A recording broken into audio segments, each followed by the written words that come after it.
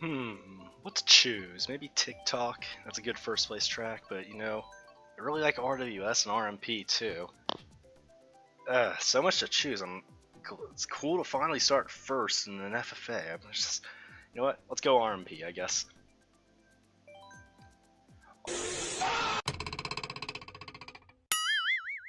Yo, what's up? I am off school, so I got some time to make some videos. So I figured to go through a few subjects, and I believe that this is a good time for this one because there's an FFA coming out on this Saturday. I see like about 80, 90 people signed up. I'm excited for it, but we all know what that means.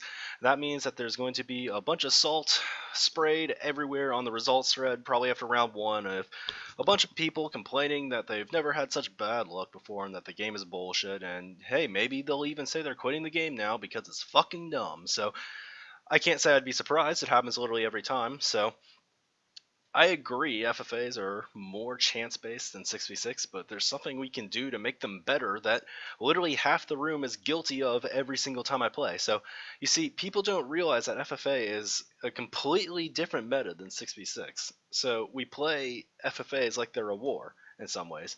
And one of those big ways is based off of the tracks we pick. So, every time I'm in an FFA, it seems that one race happens and then half the room just results and just starts picking desert and cheese land like it's a war because they got a bottom spots. It's like, what do? I must have to pick one of these tracks. I gotta catch up. And it's like, guess what? That's not gonna help you. It actually won't. So here's why you shouldn't spam luck tracks whenever you get a bad spot in an FFA. So you want to know why desert is so good in wars. It's because the matchup is head to head.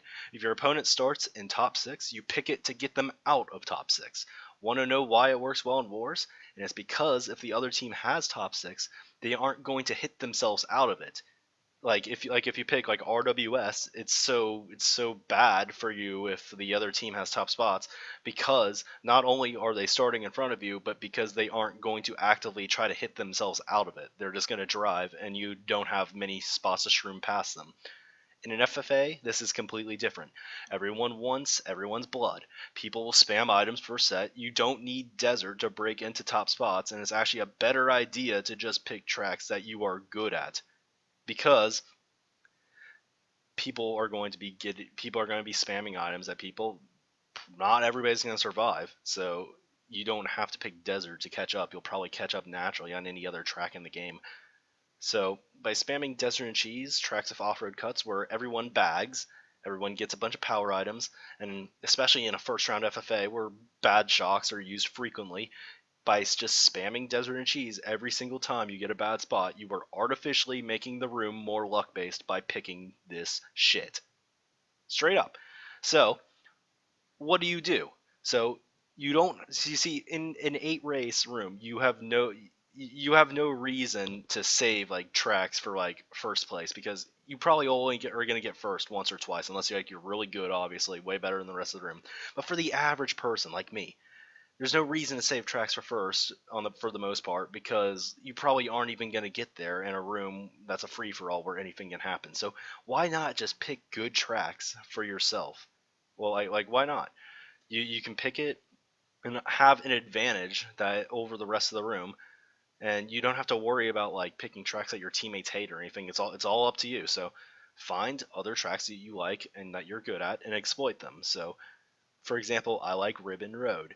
A lot of people hate it. A lot of people flame me for it. But guess what? In a free for all, nobody's gonna be bitching at me except my opponents, which I don't care about, and I'll get an advantage on it. So if I'm in the back, like I might as well just pick it because people are gonna fall off the shortcuts in 2018 because people don't sit down and figure out how to do them for some reason.